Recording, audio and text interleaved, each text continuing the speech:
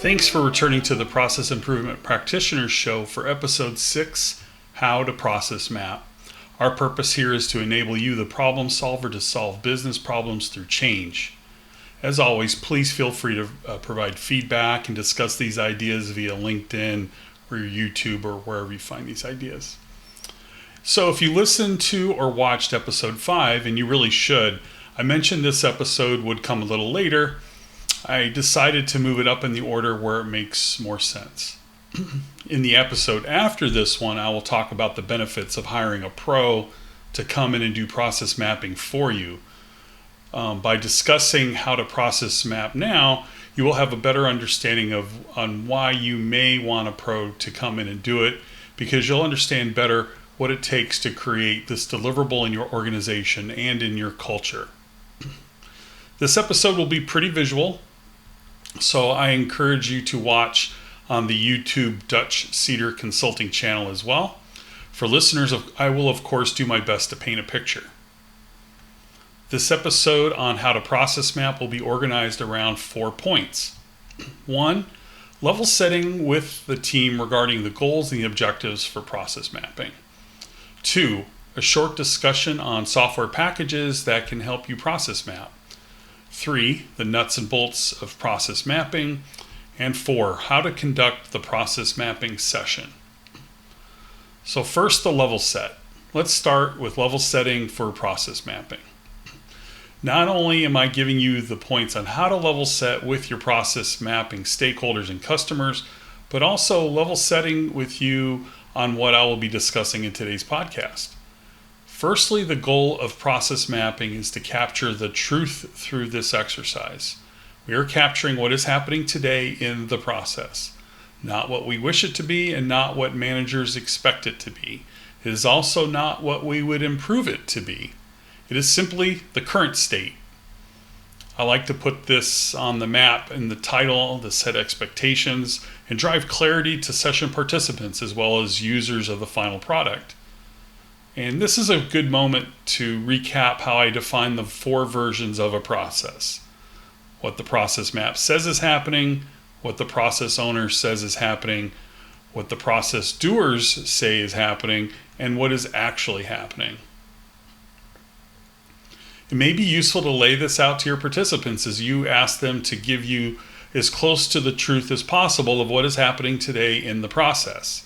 It may take a little pressure off us too, in that the process map will never be a perfect representation of the process, but as close to the truth as reasonably possible. We don't want perfect to be the enemy of good enough. You should also remind them that once you have the current state complete, this map will be instrumental in building out the future state. That's the whole idea behind investing all this time and effort. Also remind them that our objective is to highlight the problems, not to hide them. Ultimately, we are building the language and the blueprint for change.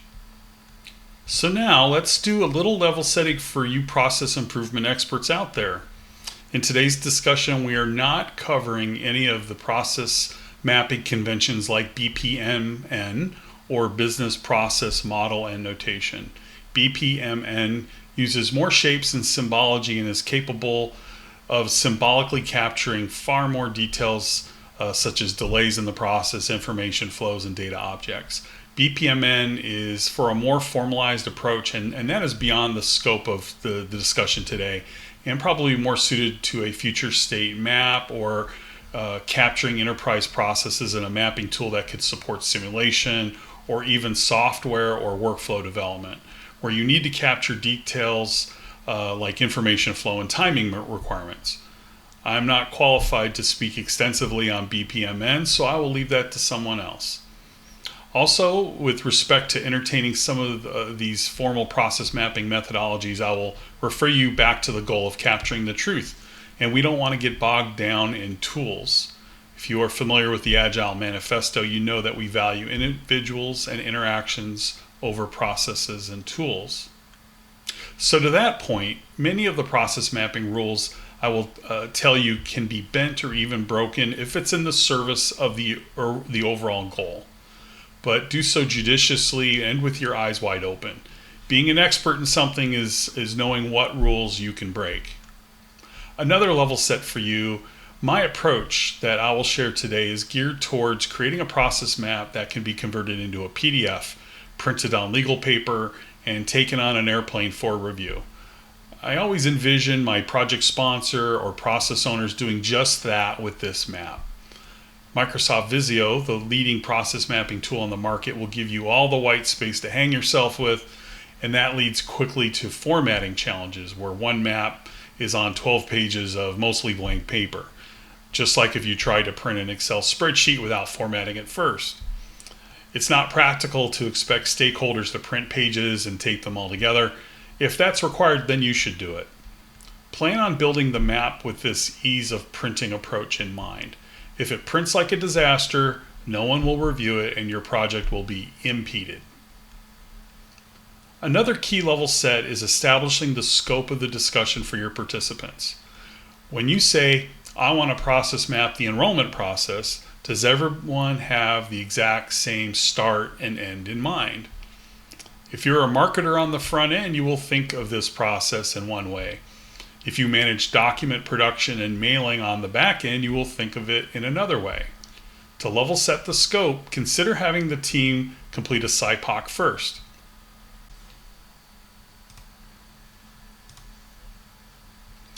A SIPOC is a high-level continuous improvement tool that captures a process at a very high level, along with suppliers, inputs, outputs, and customers.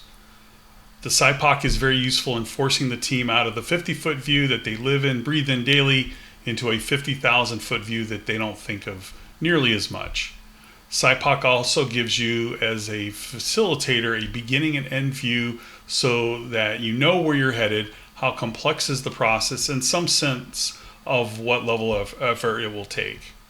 It's like when Bob Ross starts a painting, he does broad strokes across the entire canvas to get the very big concept of the picture before driving into the details of happy trees and happy rocks. So those on the video podcast, you can see I've put up an example of SIPOC when we have 5 columns, and each column is titled supplier, input, process, output, and customer. Inside that process column in the middle, you're going to put, probably 6 to 9 or 11 process steps, very high level. And then you identify the inputs into that process, the outputs out of that process, and then of course the suppliers who provided the inputs, and then the customers of those outputs. SIPOC is also really key in establishing the boundaries of the discussion. It's critical to enter the session knowing where our process mapping effort starts and ends in terms of customers. Sometimes stakeholders may come into a session with a personal goal of diving into some other part of the process or some other process, or they may want to pull the mapping into something out of scope. So after all, you are a free resource, and undoubtedly people want to get this kind of work done for them. Establishing the scope up front prevents getting sidetracked. The discussion really is worth having as well. You're learning as you go, and this is what it's all about, so encourage these discussions. To that point about enlarging scope, naturally you should connect with your project sponsor to clarify. The scope may need expansion. At any rate, don't be afraid to chunk the scope up into manageable pieces. If you have to choose between having something small done sooner versus having something large done later, take small and sooner. You want to deliver value sooner rather than later. Also, if something isn't right, this map isn't meeting expectations, for example, it's better to have that happen sooner so you can adjust with fewer wasted hours. Let's talk next about process mapping software packages. I'm very familiar with 2 of them in case you need to choose a product. Microsoft's Visio is the market leader and has been around since 1992. It's been a Microsoft product since 2000, so if you are a Microsoft Office user, it's going to be familiar to you. But you also need to plan on having to wrestle it into submission. Do not use Visio for the first time in front of your subject matter experts. If you do, you will have a bad time. Visio doesn't come standard with the typical Microsoft Office packages, so sending a Visio file to someone without Visio will require them to download and install a Visio viewer, which can be problematic in a controlled IT environment. To make your maps shareable, I recommend printing them as PDF. I don't recommend insisting people mess around with downloading a special viewer program. That is just not customer friendly. Lucidchart is another tool for process mapping that is cloud-based and built for collaboration in real time. It's also a market leader, and it's been around since 2010. It also seems to me to be easier to use from a usability standpoint, and it will import from and export to Visio as well as PDFs. I would use Visio when tight author control is acceptable, or you are perhaps concerned about having your maps in the cloud from a cybersecurity perspective. If you want to collaborate and or divide and conquer on process mapping production, then you can use Lucidchart to release that tight author control to others. Lucidchart is great at tracking changes from users. As a cloud application, Lucidchart may require more approvals to get into your IT ecosystem, since your proprietary data will be outside of the ecosystem. In terms of cost, I recently purchased a legal product key for Visio Pro 2021 for under a one-time price of about $30. You will need to shop around. Groupon actually currently has it for $30. The list price for Visio Professional 2024 is $580. Lucid pricing is not as straightforward, given it is exclusively offered through a subscription model / cloud user licensing approach. With any ongoing expense, you are subject to price increases. Again, make sure you can accurately export your work if you want to change vendors. Also note that Visio also has a subscription model now. A final word on process mapping software. Don't use PowerPoint unless you want to be miserable. It's like walking to work. It is possible, but not recommended. Let's get into the nuts and bolts of process mapping. Let's talk shapes and elements. Here I'm using Visio Professional 2021. I strongly recommend confining your process mapping to the following elements: start and end shapes, process boxes, sub-process rabbit hole boxes, decision diamonds, on and off page connectors, and arrows only. I also encourage the judicious use of text boxes in the margins to add information for clarity or for footnotes. I use text notes in red to act as placeholders for unsolved action items, or in black when I just want to add a short note next to a shape, like right there. I do not really see the need for any other shapes. You can see that Visio obviously offers many other types of shapes. You don't need them. Another key element in the process map are the swim lanes. A swim lane represents a role in the organization that is doing the work of the process. Swim lanes are named for the role of the person doing the work, so ideally there is a named role in the organization that you can add to the swim lane description. Use swim lanes to identify the responsible party for that decision diamond, or process step. One of our key rules: every element of the process map must be assigned into a single swim lane. If you can't identify a role, or instead are given a specific person's name, go ahead and capture that in the map and put that on your opportunities list. As we seek to improve this process later, we will want to move away from individuals and closer to formally defined roles. If your process map requires multiple pages, you would ideally have the swim lanes consistent across the maps, but that may be quickly unworkable as downstream work requires new roles to be added. Just strive to be as consistent as possible for the sake of clarity. Just as an example here, I have a process here where I have the process starting with the sales support specialist. Then the process ends up going to the inventory coordinator, and it takes us off the page. And then on the next page, we have the inventory coordinator swim lane is in the same order, sales support specialist, and the process would pick up from here. Where you might have an issue is if the sales support specialist is not on this page and instead another role joins, then you may have to take that swim lane, delete it, put in another swim lane down here. So, but we would at least keep maybe these in the same order to try to drive some consistency across the pages if possible. That's a nice to have. So back to shapes. So next, process boxes. These are the most common shape that you will use to describe your process. When writing inside them, the text should always follow a noun and verb convention. Also, there is no need to include the doer in the process in the process box. The doer is the role listed in the swim lane. So some people will put in the role there. It's already here. You don't need to say the same thing twice. Decision diamonds.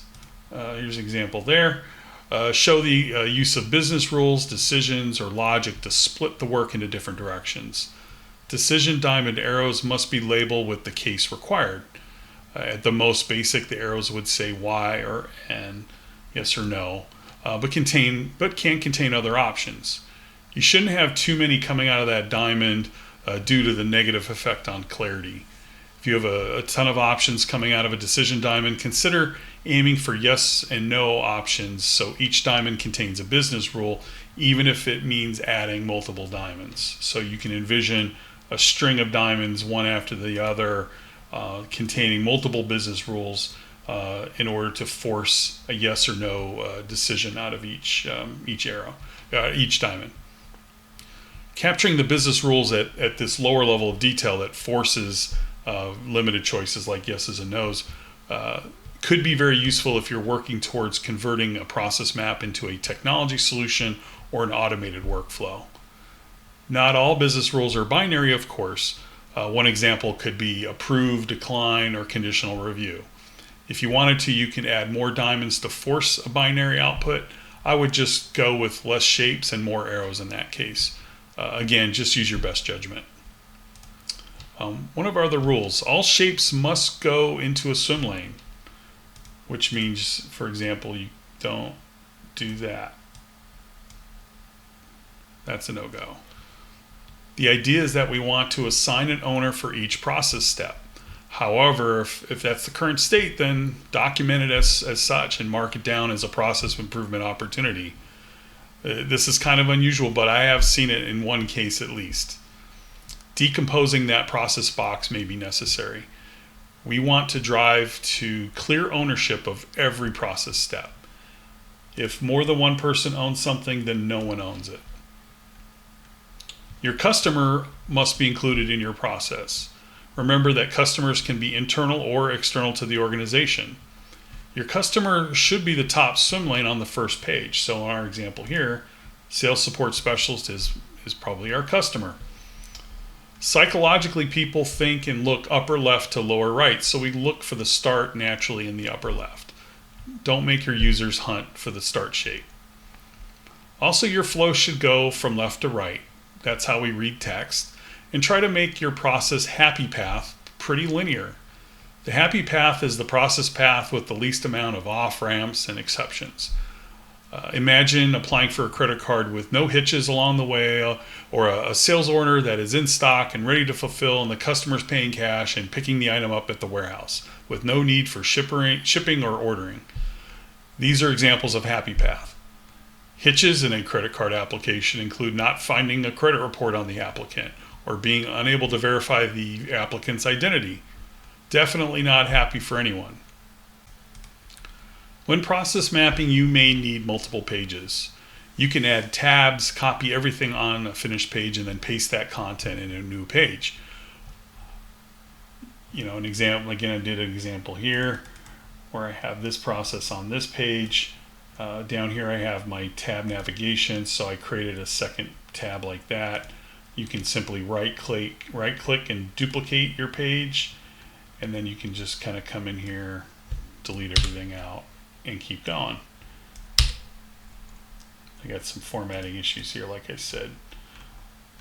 Visio will drive you nuts. So just remember, when continuing the process onto another page, put that off-page connector in here in the upper left from the preceding page. So here I've picked up the process. I put again, we look upper left, so I strive to put that next connector there. Again, that goes back to balancing out. Do you want consistency with the swim lanes? in this case the customers and the top swim lane, the process would not be continuing with them. So again, use your best judgment. In Visio, there is a hyperlink that warps you to the right place. So if I have my off-page connector here and I can double click on it, you can see I hover and I get the little link. I click on it and it takes me right to the next place. When you print this in PDF, you may not get to use that warp, obviously, so use text to help your user know where to look for the next shape. You can use also labeling so that the users know that A goes to A, B goes to B, etc. So here I have the number 3, but I don't think that would be great. I think I would put the letter A there. Just right click it, edit text, and put A. So we can make our convention say that A goes to A. So I'm just going in there and just putting an A. So that way, once it's all printed out, and obviously on paper you can't hyperlink, the Visio, I think the PDF does output with hyperlinks. So if you're using the electronic version of the PDF, you'll be fine. But if you print it out, then you're going to need to make sure you give your user some help. Connecting shapes with lines is very essential. These arrows, each line has a single arrowhead indicating the direction of the process. These lines get anchored to shapes so that as you move the shapes, the lines come with them. Be sure as you are rearranging shapes that the connecting lines come along. Sometimes they get left behind and things can get real confusing. So sometimes you think you've got it connected and you don't, and then you move it and now you don't know what's going on here. Well, one pet peeve for me is the Visio that the single arrowhead doesn't come by default on my version for some reason. So I go to connector and I go to here. There's no arrow on that for some reason. Maybe I just haven't figured out how to do that. My other pet peeve is when lines cross each other. So you can see there, you get this little hump. Sure, Visio gives you a little hump in the line, but to me, the lines that cross drive confusion for the reader. Most of the time, you can rearrange the shape so the lines don't cross. No need to do all that when you've got your subject matter expert sitting in the room, though. You got a little bunch of neatening up things you can do, but just save that till later. What do you do if you have to cross lines? Well, you can use the on-page connector. In this case, I have A to A here. And you can move the user from this place. So we had a no path here. So it looks like an unhappy path situation. And it sends us all the way back to the front of the process here to go obtain clearance. Again, you want to use a letter inside the shape so that the user knows where to go. Complicated processes may have multiple sets of on-page connectors. How detailed should your process map be? Naturally, thinking about any process starts at a high level and ends with the lowest level containing every detail. To determine how detailed your process map should be, first we should discuss the idea of process levels. If you search this topic online, there are a few different models that talk about level 0 through level 3 or level 0 to level 5.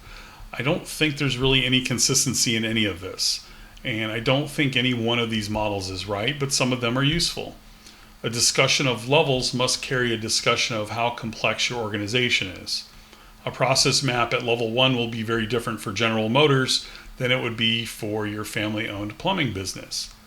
To make this discussion organization agnostic and to avoid getting hung up by tools, let's just figure out how to pick the level that your customers and stakeholders need. In my experience, there are essentially two levels: the top process level and the low process level.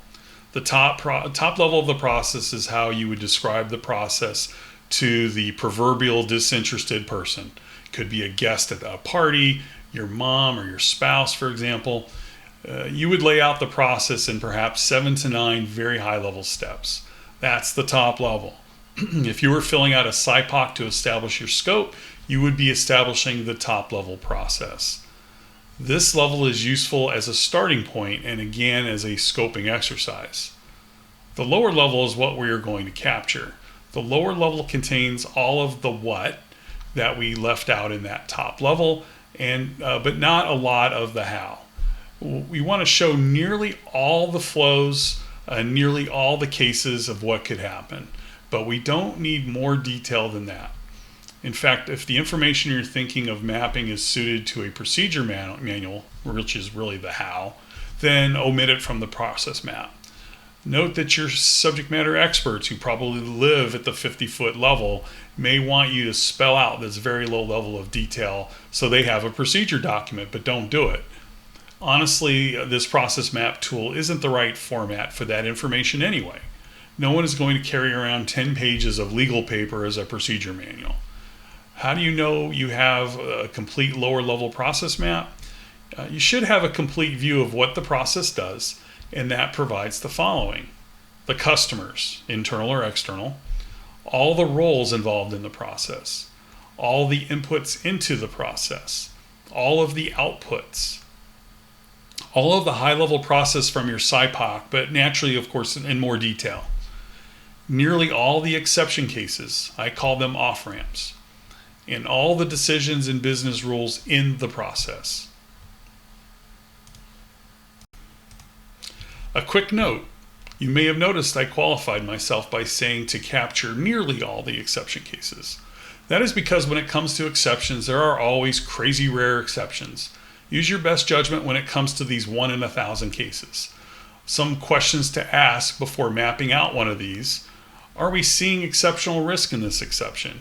Is there significant opportunity in eliminating, automating, or otherwise improving this? Is it worth the time to capture right now?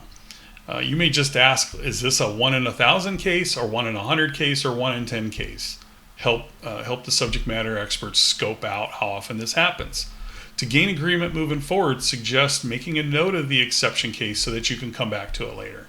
If it's important, you will. But more than likely, the team will focus elsewhere first. If people are nervous about not capturing everything, recall that the process map is a model of what's going on, which is to say not a perfect one, but hopefully a useful representation of the truth. Almost done with the nuts and bolts. Remember to keep your map neat for readability. Don't be afraid to use off-page connectors. Virtual paper is cheap. In my opinion, 10 pages of clear process maps is better than 8 pages of clustered and confusing process maps. Again, the legal paper size, 8.5 by 14 inches, is pretty common, and most all commercial printers have legal paper ready to go, and I would just plan on defaulting to that as your page size when initially creating your map. Personally, I dislike process mapping on letter size page, which is 8.5 by 11. By the time I get going with the process map, it's time to transfer the process to another page, which means adding more shapes. Also, if you're proficient with your mapping tool, I think it's a best practice to map in real time so your subject matter experts can react to and approve the map as you go, and you don't have to chase down their sign-off after the fact. Just don't make them watch you pretty the thing up. Get the facts down and fiddle with the font sizes and arrows later. And finally, don't forget that you don't want to hide the problems, you want to expose them. Finally, let's talk about how to conduct the process mapping session. If you know how to facilitate, you can probably skip this. Preparation for the session is very key in setting a professional and respectful tone. This means making sure that you are proficient in the tool that you will be using, so you don't waste precious subject matter expert time. This is especially important with Visio, since it is a complex and wonky tool that behaves strangely pretty often. Given that, I am inclined to do a video that walks you through building a map step by step, including how to use some of the tools that will make your map look good. Enter the session with your draft map already built and ready to go. If you did the SIPOC in another session, pull those process steps forward into the map as a guide. Just copy and paste from the SIPOC into Visio or Lucidchart and add the text into some process boxes. Again, show respect for your SMEs and stakeholders by respecting their valuable time. Also, schedule your sessions well in advance if possible. Ensure beforehand that your project sponsor is supportive and give them the chance to reach out first as required to drum up support. You are likely pulling people away from serving customers for an extended period of time with these sessions. Schedule more sessions than you expect, because it's easier to cancel than to add. It's hard to know how many hours you will need before you dig into this work. You don't want to force the exercise to conform to a timeline when there are golden nuggets to find. That can be hard to do, but don't cheat yourself. Scheduling well in advance removes any excuses for no-shows. In-person is better than remote, but having everyone who belongs there in session is far more important. Whatever option you choose, whether it be in-person or remote or a hybrid, make sure you have your technology stable ahead of time. Whether that means conference room monitors or doing Zoom and in-person at the same time. Check all of this ahead of time if need be. Attendees should represent all of the roles/swim lanes, but not have the same perspective. You want different views into this process if possible. You want the interplay of the roles and their different wants, needs, and areas of focus in the process. You also want the ability to close out any questions in real time versus more action items that you have to chase down after the meeting. Note that this gathering may be the first time the subject matter experts have ever gotten together to talk about the process in this way, which may lead to some more golden nuggets. Ideally, we want the people doing each task to describe their work. Not managers, but people who are at most one step removed from performing the tasks.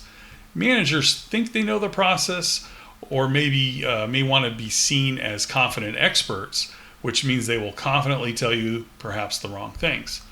If you think also that multiple sessions will be required, don't invite people who are not involved in the parts of the process you'll be mapping.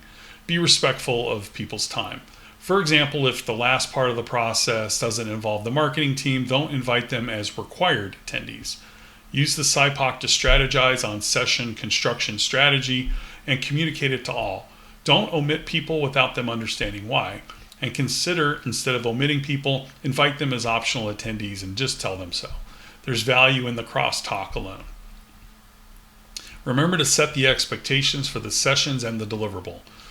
You've invited experts to provide their knowledge of what the process actually is, not what we want it to be or how the boss wants it to be. Ensure everyone knows who has asked us to do this work and why. Be sure to keep it positive in nature, no negativity at all. Your tack should be one of admiration for the great work the team is doing and that we want to understand it fully and find ways to help. Remain neutral and non-threatening. Indicate that if there are any improvement ideas, that we will put those into a parking lot for now, and that the focus of the session is to capture the process. Also, gently remind the team that you will be working to keep the session on track by avoiding going down rabbit holes or of excessive detail. Processes that are out of scope, or process edge cases that happen once in a blue moon. Set the expectation that we will be assigning homework as needed, and this task may take several sessions, and that in-person attendance is best. Definitely do not set the expectation that you'll map with people individually later who don't show up to the sessions. Not only is that wasteful, but it creates an unfair playing field to those who attended the sessions. Plus, you miss out on all the benefits I've already talked about. I also don't like the idea of a SME having final edit on the deliverable. Any changes need to be signed off by all the SMEs, so any one-off changes need to be communicated out to all with an explicit approval loop. Also, don't entertain the notion that you will take someone's old process map and, quote, clean it up. We are here to map the process by eliciting information from subject matter experts. We are not dusting off an old process map and reformatting it. I wouldn't even entertain using the session to review the old map and make changes to it. I would prefer to hear the SMEs state what the process is. If they want to refer to the old map, fine.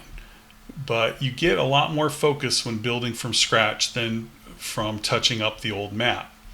It's also a little too much of the easy way out, and that takes us away from the valuable dialogue. Use your best judgment here.